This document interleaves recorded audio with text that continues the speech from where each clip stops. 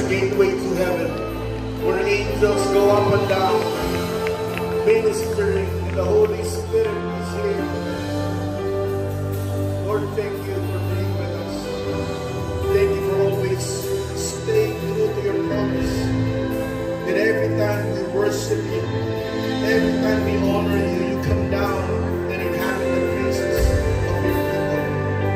Lord, we're so excited for what you will continually do the rest of the day. And Lord, we submit to you the rest of the time. We just want to honor you. We praise you. Come on, give the Lord a clap of praise. Give the Lord a clap of praise. Hallelujah. Come on, more. Give the Lord a clap of praise. Give the glory.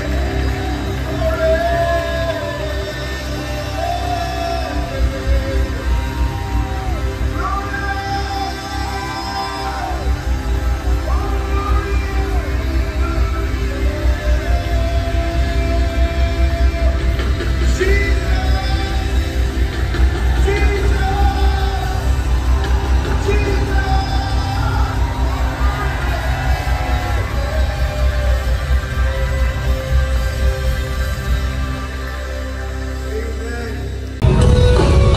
Dito kami ngayon sa Likitkay at Rio. Attend kami ng G12 Mindanao Conference. Yan. So daming tao dito, guys.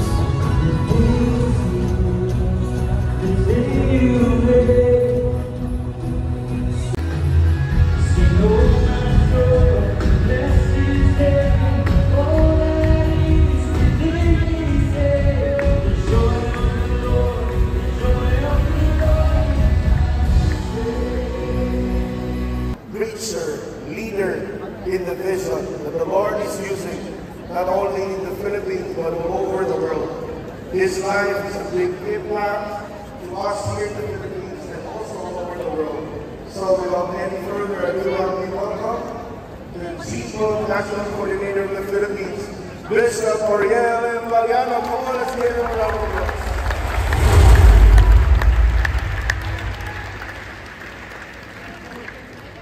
Praise God, makakaw muna po tayo lahat. Binabati po natin ang ating mga pastors na narito ngayon, especially po ang National Coordinator, ang Regional Coordinator. Kinakailangan ang mga simbahan din ay malakas sapagkat ang kalaban hindi natutulog, hindi na kumakain, at hindi na nagpapahinga. Bakit? Pabalik na si Jesus. Kaya dapat tayo rush, nagmamadali na rin tayo. Bawat isa sa atin ay merong sense of urgency. Itong 2024 ay isang napakagandang taon sapagkat dito po lagay natin ang theme, this is the year of the great harvest. Isa siyang prophetic declarations na ito po yung taon na magkakaroon ng malalaking harvest. Huwag niyong mahayaan na ang mga simbahan po ninyo ay hindi lumalago.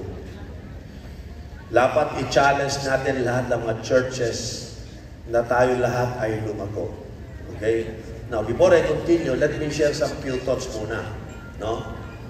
One day, pinit ko po mga leaders ko at tinatanong ko kung mahalaga po kasi minsan ang simbahan bago tayo mag-harvest, mag-evaluate tayo ng mga churches natin. Bakit? Sanay na sanay ang simbahan na gumagawa ng tama pero wala ng epekto. Gumagawa ng tama pero wala ng epekto. Ibig sabihin, gumagawa tayo ng mga tama pero walang harvest. Gumagawa tayo ng tama pero walang magandang resulta. Nasa ubos ng video. Kailan tayo gagawa ng tama na may resulta? Yun ang pupuntahan natin ngayon. Napansin ko po, nung minitin ko po yung mga leaders ko, sabi ko sa kanila, nag-goal tayo. Ikaw, ilang goal mo? Pastor, goal ko po, 40 o 40 souls. Ilan nakuha mo? 4. Parang tayo naman, 40 lang. Bakit naging 4? Ano po kasi?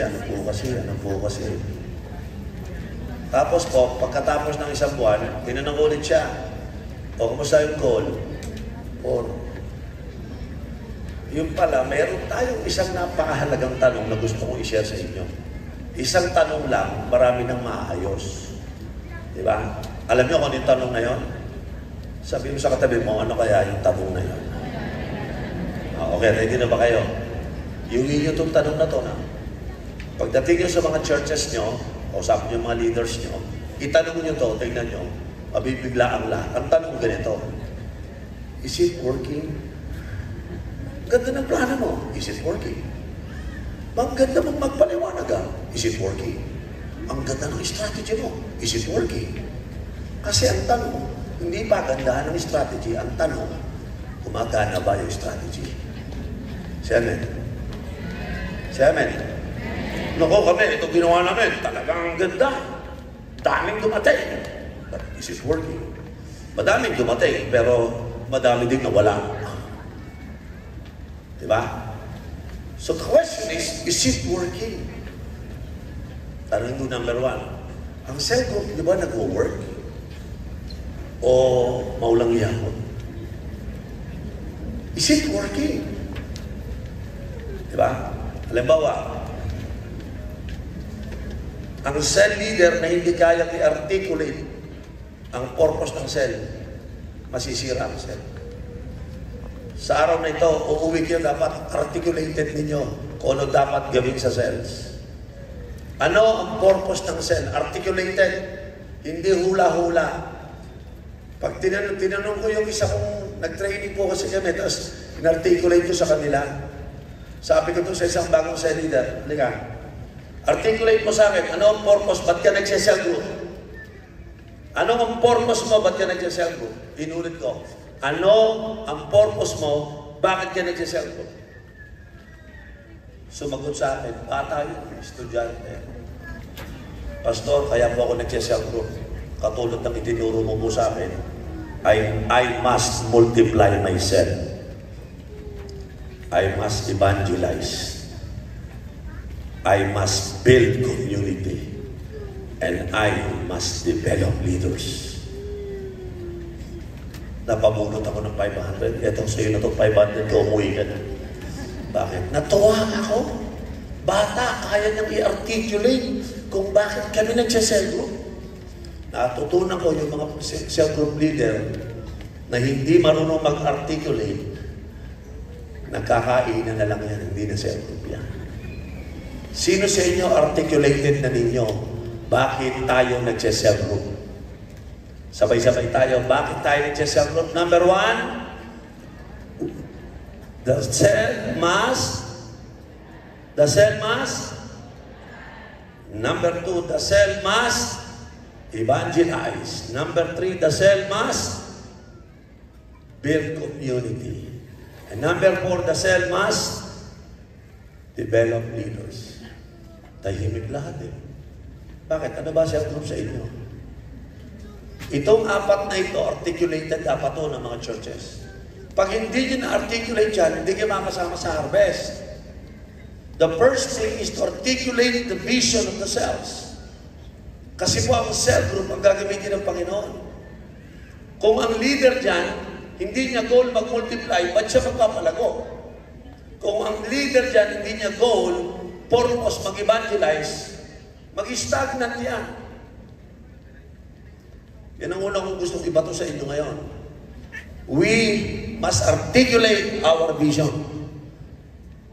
Lahat, balikan niyo yung mga church, kausapin mo mga cell leaders, ipamemorya mo. Okay? Pag hindi nakabisado, di ka uwi. Sabi ko gano'n, di ka uwi. Kabisaduhin mo muna yan.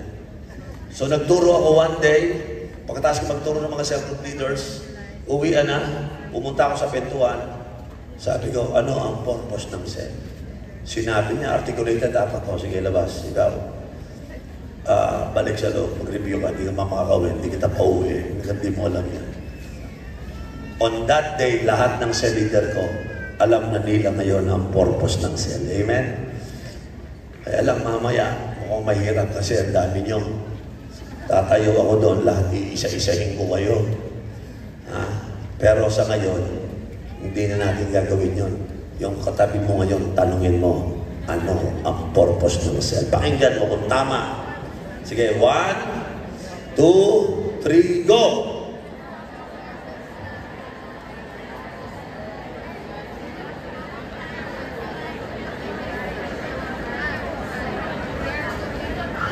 Ano purpose ng cell?